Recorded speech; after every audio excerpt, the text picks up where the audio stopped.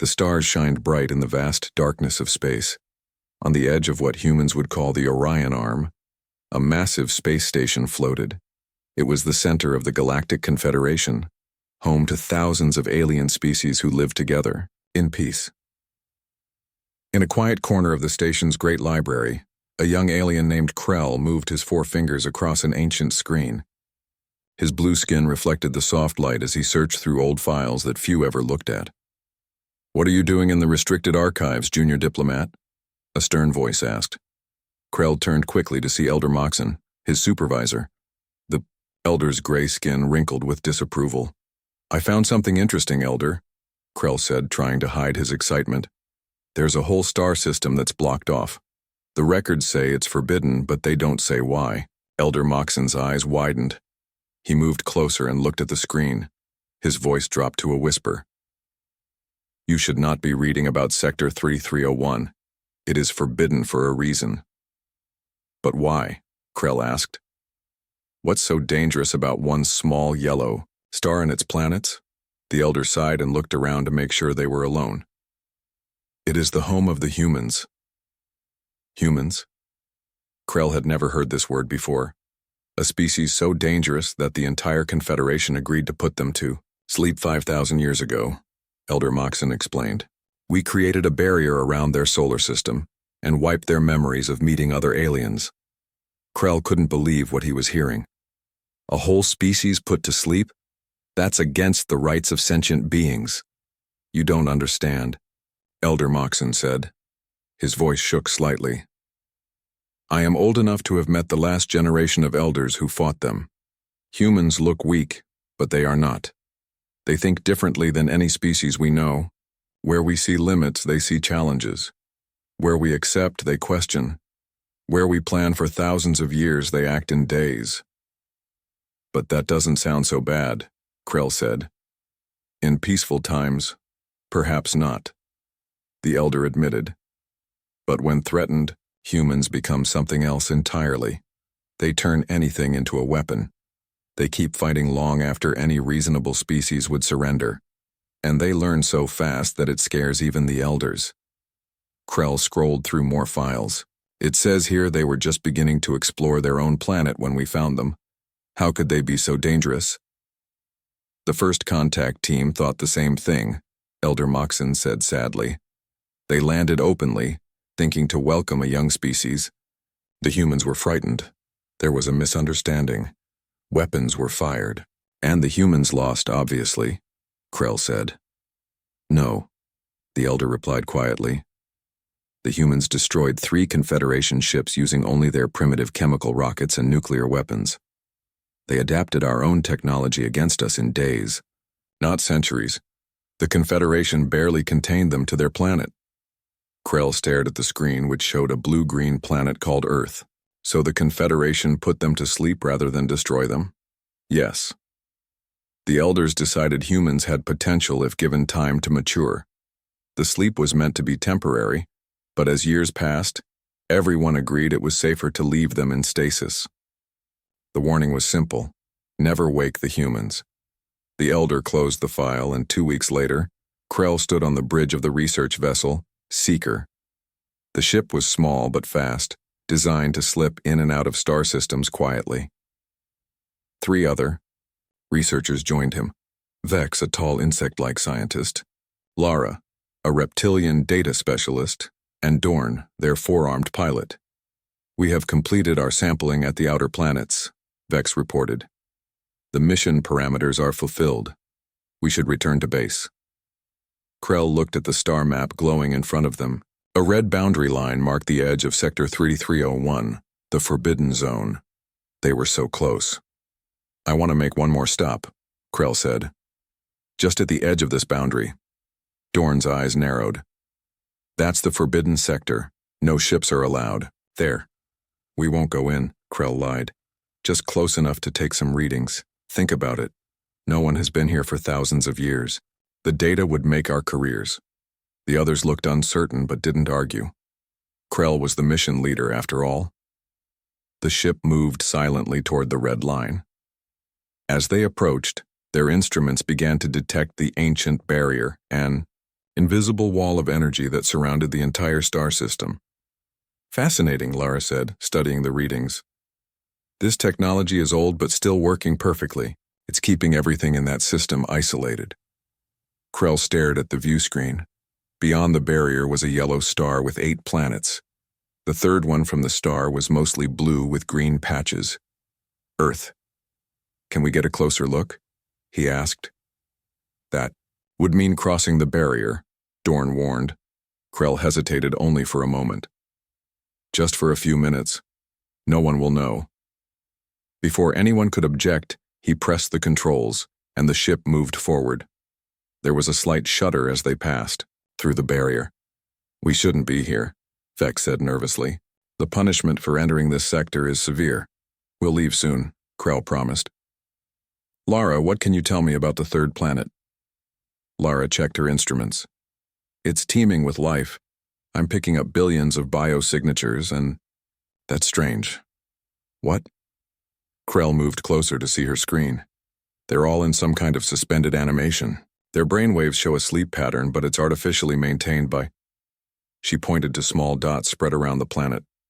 These devices must be generating the stasis field. Krell felt excitement building inside him. Humans. A whole planet of them. Just sleeping, waiting to be studied. We need a specimen, he decided. Just one. We can put it back before anyone notices. That's too dangerous, Dorn protested. We should leave now. But Krell was already programming the ship's retrieval drone. The drone will just grab one human and bring it back. We'll study it and return it before the Confederation even knows we were here. The small drone launched toward Earth. On the view screen, they watched as it entered the atmosphere and headed for a population center. Suddenly, alarms blared throughout. The ship. What's happening? Krell demanded. Vex looked at his console in horror. The drone hit something, one of the stasis field generators. The field is becoming unstable. On the planet below, the network of stasis devices began to flicker. The carefully maintained sleep that had held humanity for thousands of years was failing. We need to fix it, Krell shouted. Can we repair the generator? It's too late, Lara said. Her voice trembled as she pointed to her readings. The stasis field is collapsing across the entire planet. The humans, they're waking up. On Earth, Alan Mitchell was jogging in a park when he suddenly stopped. Something felt wrong. The world around him seemed to shift and blur for a moment. Then clarity hit him like a wave. He remembered going to sleep last night, but something else was there too. A strange feeling that much more time had passed. All around the world, humans were experiencing the same sensation. After 5,000 years, humanity was waking up, and they were not alone in the universe. Put his hand on Krell's shoulder. Forget what you saw here today. Some knowledge is dangerous. But as Krell left the library, he couldn't stop thinking about the sleeping species. He wondered what humans would be like now, after 5,000 years. Had they changed? Would they still be dangerous? Or would they have become something else entirely? The questions kept spinning in his mind as he walked to his quarters. On his desk sat the assignment he had received that morning. A research mission to collect samples from abandoned worlds near the edge of Confederation space, including a system not far from Sector 3301. Krell smiled to himself. Perhaps it was time for the galaxy to stop hiding from its past. 3 months had passed since humanity woke up. The world had changed in ways no one could have imagined. Dr. Olivia Grant sat in her lab staring at equations that covered her whiteboard.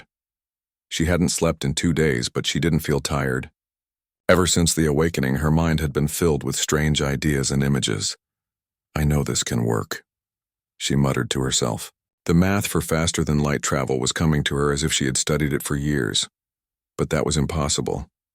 Until 3 months ago, she had been a regular physicist working on clean energy projects. Her phone rang. It was Steve Miller, from the government science team. Dr. Grant, we need you in Nevada immediately, he said. We've had a breakthrough. 4 hours later, Olivia stood in a massive underground facility. In the center sat the remains of an alien scout ship that had crashed while trying to observe Earth after the awakening. Frank Donovan has something to show you, Steve said, leading her to a workshop area. Frank was an engineer with grease-stained hands and wild eyes. He had been a car mechanic before the awakening. Now he was working with technology no human had ever seen before. I figured it out, Frank said excitedly. Their drive system isn't that different from what you've been working on. Look at this. He showed her a device that glowed with soft blue light. It was partly made from alien technology and partly from parts Frank had built himself. Is that what I think it is? Olivia asked, her heart racing. Frank nodded. A working warp drive prototype. I built it by combining their tech with your equations. Olivia touched the device carefully. How did you understand their technology so quickly? Frank shrugged. I just know somehow. Since waking up, it's like I can see how things fit together. The aliens built everything so complicated, I made it simpler, better. Steve led them to another part of the facility. Through a large window, they could see a hangar where hundreds of workers swarmed around a ship. It was clearly built by humans, but incorporated alien design elements. The Defiance, Steve said. Our first ship capable of leaving the solar system. We're installing Frank's drive next week. Olivia stared in amazement. How is this possible? 3 months ago, we could barely reach our own moon. It's happening all over the world, Steve explained. People waking up with knowledge they shouldn't have. Engineers solving problems in days that should take decades. Children building advanced computers in their garages. Another scientist approached them with a tablet. You need to see this, she said, showing them a video feed. The video showed alien ships gathering at the edge of the solar system, dozens of them now forming a blockade. They're watching us, Steve said, and they're getting nervous. In a conference room nearby, military and government officials were meeting. Admiral Harris pointed at a star map. The alien barrier around. Our system is down completely. Their quarantine is failing. We've detected their communications. They're arguing among themselves about what to do with us. President Clark looked grim. What are our options? The Defiance will be ready in 2 weeks, a general answered. We can try to establish communication, show them we come in peace. And if they don't want peace? The president asked. No one answered right away. Finally, Admiral Harris spoke. Then we show them why they were afraid of us in the first place. Meanwhile, in Olivia's lab, she and Frank worked tirelessly on improving the warp drive. The design was evolving rapidly as they made adjustments. It doesn't make sense, Olivia said. This should have taken us centuries to develop. Yet it feels like I'm just remembering things I already knew. Frank nodded as he tightened a connection. Maybe we're not starting from scratch. Maybe we're picking up where we left off 5,000 years ago. Outside the lab window, the sun was setting on a changed Earth. Humanity was racing forward at an impossible pace, recovering knowledge that had been locked away in their sleeping minds, and the galaxy was beginning to notice. The Defiance moved silently through space, its sleek hull gleaming under the distant starlight. Captain Susan Reyes stood on the bridge, watching as they approached the alien blockade. 2 weeks had turned into 1 when the engineers worked around the clock to finish the ship. Are they responding to our signals? Susan asked. Communication Officer Greg Allen shook his head. Nothing yet, Captain. Susan looked at Dr. Peter Williams, who stood nervously at her side. As Earth's top language expert, he had been studying the alien transmissions they had intercepted. Ready to talk to them, Doctor? She asked. Peter nodded, though his hands trembled slightly. I think I understand enough of their language now, but will they listen? They'll listen, Susan said firmly. They went to a lot of trouble to keep us asleep. They must have had a reason beyond just fear. The view screen showed the alien ships ahead, a mix of different designs and sizes. Some were massive, dwarfing the Defiance. Others were small and sleek. All were clearly more advanced than humanity's first starship. Multiple ships are moving toward us, reported Kevin Marsh from Tactical. They're not charging weapons, but they're surrounding us. Susan straightened her uniform. This is it. Open a channel. Wide broadcast. Greg pressed some buttons. Channel open, Captain. Susan nodded to Peter. The linguist cleared his throat and began speaking in a series of clicks and whistles that sounded strange to human ears. The response came quickly. A face appeared on the screen. It belonged to an alien with blue skin and 4 arms. The bridge crew stared in amazement at their first clear view of extraterrestrial life. The alien spoke, and Peter translated. They welcome us to galactic space. They request we follow them to a meeting place. Tell them we accept, Susan said. Hours later, Susan and Peter sat in a meeting room aboard the largest alien vessel. Across from them sat 3 different aliens, the blue 4-armed being, a tall insect-like creature, and an elderly alien with gray skin and wise eyes. I am Elder Moxon, the gray alien said through a translation device. This is Ambassador, Zyla and Security Chief Vex. We represent the Galactic Confederation. I'm Captain Susan Reyes of Earth, and this is Dr. Peter Williams, Susan replied. We want to know why your people put our entire species to sleep for thousands of years. Elder, Moxon's eyes showed surprise. You recovered this memory? The sleep protocol was supposed to erase all knowledge of extraterrestrial contact. We're remembering more every day, Peter explained. It's like the knowledge was locked away, not erased. The elder looked troubled. This is concerning. The protocol was meant to be temporary, a few centuries at most, to give humanity time to mature. But the council grew fearful and kept extending it. Fearful of what? Susan asked. Of your potential, Ambassador Zyla said. Your species adapts faster than any we've encountered. You turn peaceful tools into weapons. You refuse to accept limitations. So, you decided to just freeze our development? Susan's voice held an edge of anger. It was wrong, Elder Moxon admitted. The decision was made in fear after the first contact went badly. Humans fought with unexpected skill when our ships landed unannounced on your world. Susan leaned forward. And now? What does your Confederation plan to do with us now that we're awake? The 3 aliens exchanged looks. Finally, Elder Moxon spoke. The Council is divided. Some want to contain humanity within your solar system.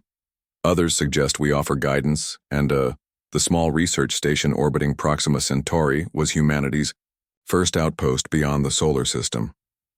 Only 2 weeks after the first contact with the Galactic Confederation, Earth had sent scientists and security personnel to study the nearest star. Maria Gonzalez, head of security for the station, walked through the corridors checking equipment. She was a former Marine with sharp eyes and quick reflexes. Chief Gonzalez, you need to see this, called out Ryan Cooper, one of her officers. He pointed at a screen showing space around the station. Maria looked and felt her heart beat faster. 3 ships were approaching, and they weren't from Earth. Sound. The alarm. Get everyone to safety stations, she ordered, and contact Earth immediately. The alarm blared throughout the station. The 25 humans aboard hurried to their assigned positions. They had trained for this but never expected to use that training so soon. Dr. Carl Taylor, the lead scientist, rushed to the command center. What's happening? Visitors, Maria said simply, pointing at the screen. And they don't look friendly. The alien ships were small but heavily armed. They didn't respond to hails from the station. Earth says the Defiance is on its way, but it will take at least 6 hours, Ryan reported. Maria nodded grimly. We need to hold out until then.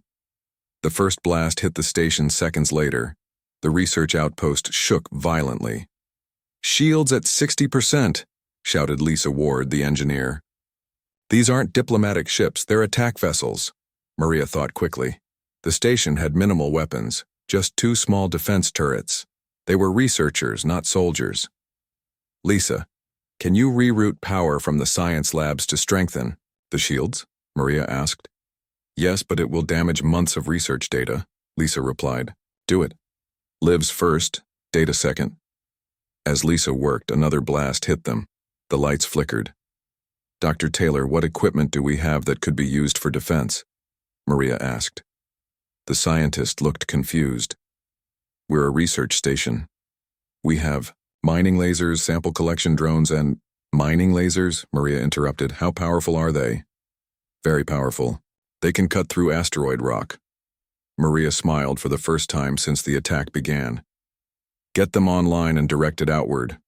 Ryan, help him. Everyone else, gather any tools that could be used as weapons. The station became a flurry of activity. Scientists worked alongside security personnel, repurposing research equipment for defense. 1 hour later, when the alien ships moved closer for another attack, they were met with surprising resistance. The mining lasers, now pointed outward through the station windows, fired with unexpected precision. 2 sample collection drones, normally used to gather space dust, were launched with explosive materials attached. 1 alien ship exploded when a drone crashed into its engine.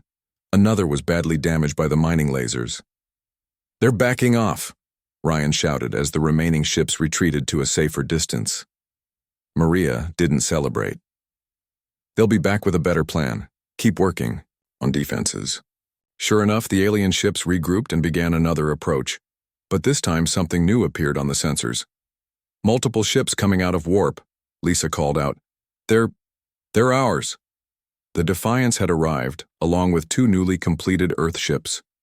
They immediately engaged the alien attackers, driving them away from the research station. Hours later, Captain Susan Reyes met with Maria and her team. The Confederation Council claims these were rogue ships, not acting under official orders, Susan explained. But not everyone believes that. Maria looked at the damaged station around them. We held them off with mining equipment and research tools.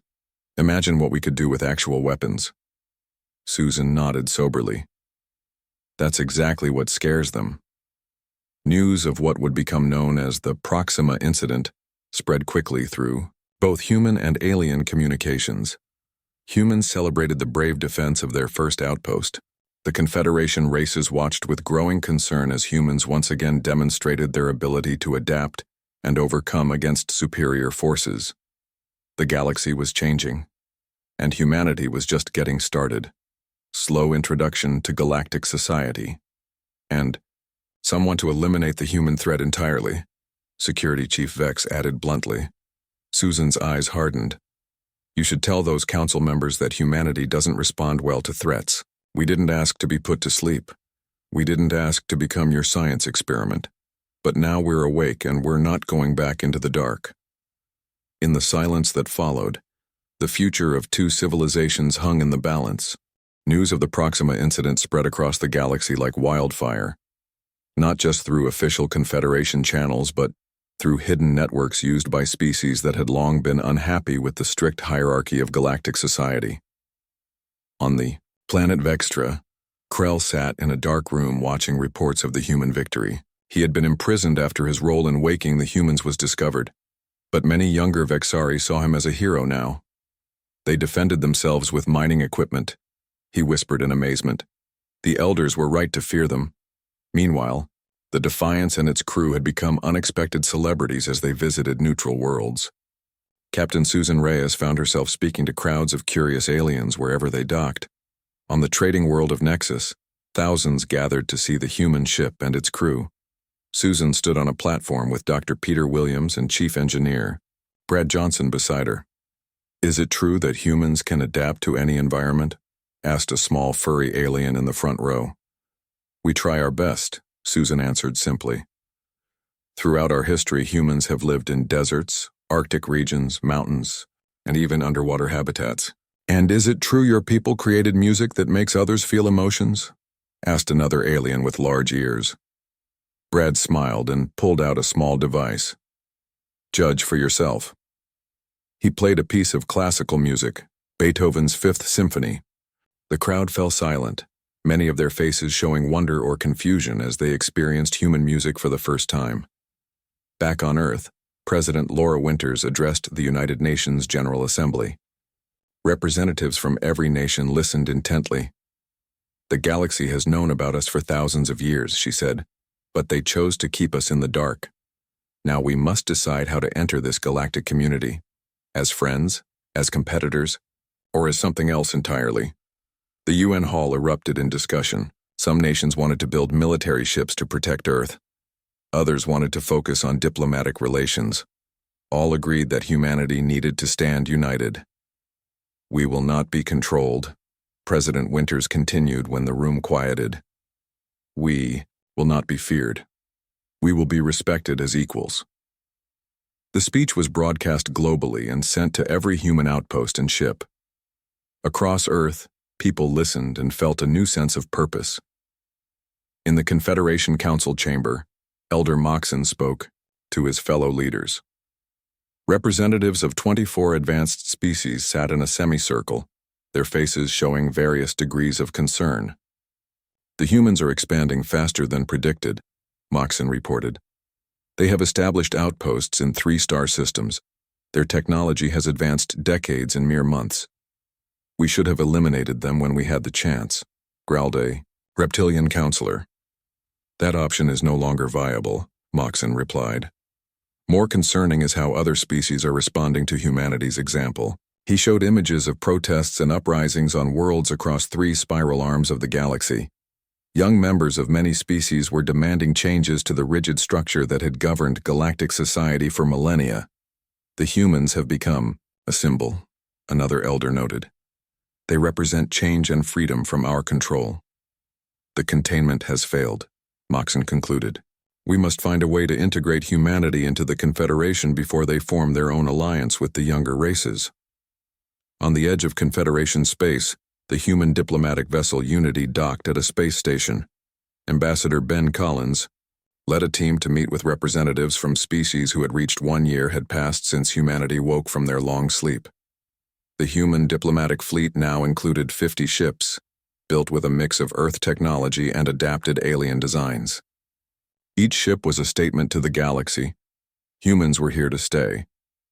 The massive space station Harmony floated in neutral space, far from both Earth and the Confederation core worlds. It was here that representatives from over 30 species gathered, for what many called the most important meeting in galactic history. Inside the grand meeting hall, Ambassador Ben Collins stood before the assembled delegates. Behind him, Captain Susan Reyes and President Laura Winters sat alongside human scientists, engineers, and diplomats. 1 year ago, most of us didn't know the others existed, Ben began. Humanity slept while the galaxy moved around us. The elder. Races decided our fate without our input. He looked at the Confederation representatives who sat stiffly in their section of the hall. Today, we offer a different path. Not the hierarchical system of the past, but a true union of equals. We call it the Free Systems Alliance. Murmurs spread through the hall. The concept was radical. Species working together as equals regardless of their technological advancement or how long they had been part of galactic society. Impossible, said a Confederation elder. The younger races need guidance and control. That is how peace has been maintained for millennia. Peace through stagnation is not peace at all, replied the representative from Vextra, Krell's homeworld. We have watched human broadcasts. We have seen how they value individual freedom alongside collective responsibility. We want that chance too. One by one, representatives from planets across the galaxy stood to support the human proposal. Even, a few Confederation worlds spoke in favor of the new alliance. By the end of the day, 28 worlds had signed the founding document of the Free Systems Alliance. The galaxy was officially divided, the old Confederation on one side, the new alliance on the other. As the delegates celebrated, Elder Moxon approached Ben and Susan in a quiet corner of the hall. You have done what none thought possible, the ancient alien said. You have broken a system that stood for over 10,000 years. We didn't break it, Susan replied. We offered an alternative. Moxon looked tired but curious. I have lived for 5 centuries, yet in 1 year, you humans have taught me more than all that time. Perhaps what? Ben asked. Perhaps we were wrong to fear you, Moxon admitted. Yes, you create chaos, but from chaos comes new growth, new ideas.